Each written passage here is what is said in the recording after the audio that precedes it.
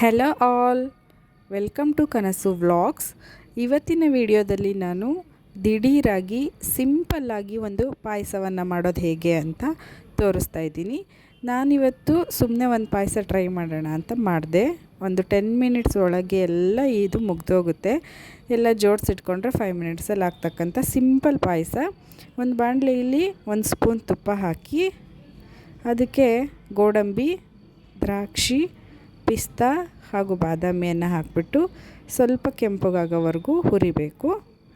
ತುಂಬಾ ಸೀದೋಗ್ಬಿಟ್ರೆ ಪಾಯಸ ಟೇಸ್ಟ್ ಬರಲ್ಲ, taste change ಆಗಿಬಿಡುತ್ತೆ. ಮತ್ತು ಹಸಿ ಇದ್ದರೂ ಕೂಡ ಚೆನ್ನಾಗಾಗಲ್ಲ.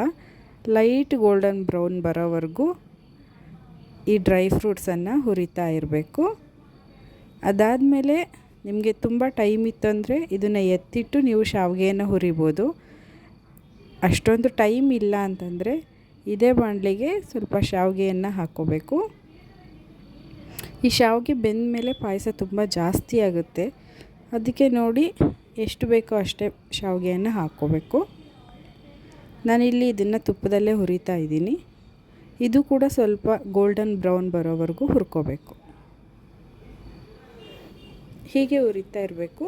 ಸ್ವಲ್ಪ ಗೋಲ್ಡನ್ ಬ್ರೌನ್ ಬಂದ ತಕ್ಷಣ ಇದಕ್ಕೆ ಕಾದಿರೋ ನೀರನ್ನು ಹಾಕ್ಕೋಬೇಕಾಗುತ್ತೆ. ಬಿಸಿ ನೀರನ್ನು ಹಾಕೋದ್ರಿಂದ ಪಾಯಸ ಬೇಗ ಆಗುತ್ತೆ ಮತ್ತು ಶಾವಿಗೆನೂ ಚೆನ್ನಾಗಿ ಬೇಯುತ್ತೆ. ಈಗ ಬಿಸಿ ನೀರನ್ನು ಅದಕ್ಕೆ ಮಿಕ್ಸ್ ಮಾಡಿದ್ದೀನಿ. 1 ಬೌಲ್ ಶಾವಿಗೆ ತೊಗೊಂಡಿದ್ರೆ 2 ಬೌಲ್ ನೀರನ್ನು ಹಾಕ್ಕೋಬೇಕು. ಆಗ ಚೆನ್ನಾಗಿ ಶಾವಿಗೆ ಬೇಯುತ್ತೆ. ಈಗ ನಾನು ಅದಕ್ಕೆ ಸ್ವಲ್ಪ ಬೆಲ್ಲವನ್ನು ಆ್ಯಡ್ ಮಾಡಿದ್ದೀನಿ.